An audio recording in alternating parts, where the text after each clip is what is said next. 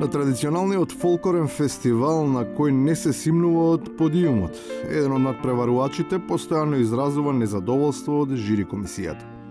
Тврди дека дуетот Русковска Кацарска како поранешни уметници блиски до неговиот ансамбл пак ке се вратат на сцената за да бидат дел од хорот Сваровски.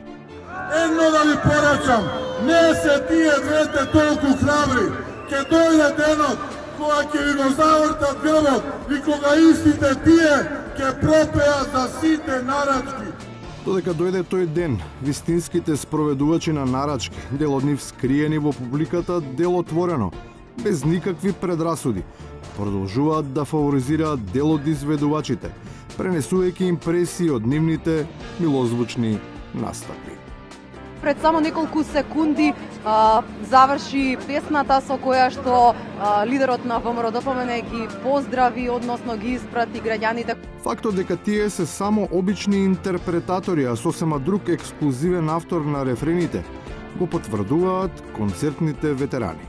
Тие непогрешливо укажуваат која е вистинската песна, кој точно ја компонира и кој зад сцената сериозно очекува да биде опеан.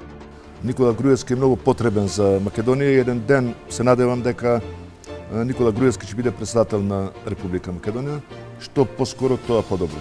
Не мора да се брза од оваа мелодија, очигледно е евергрин, а би можела да прерасне во хитот и попружената во знак на помирување, наместо високо крената во знак на револт и индигнација. Истата таа рака пак била подадена, ама само како символ на учтивост и воспитание. Премиерот Орбан беше само на вечерата, имаше само куртоазно поздравување помеѓу сите премиери и потпредседатели на влади и министри. Тој денеска не остана овде на самитот, за да можеме да оствариме некоја средба. Таква средба тешко и дека ќе се случи во догледно време, се додека не бидат испишани нови партитури, со кои ќе мора да се запее во друг ритам.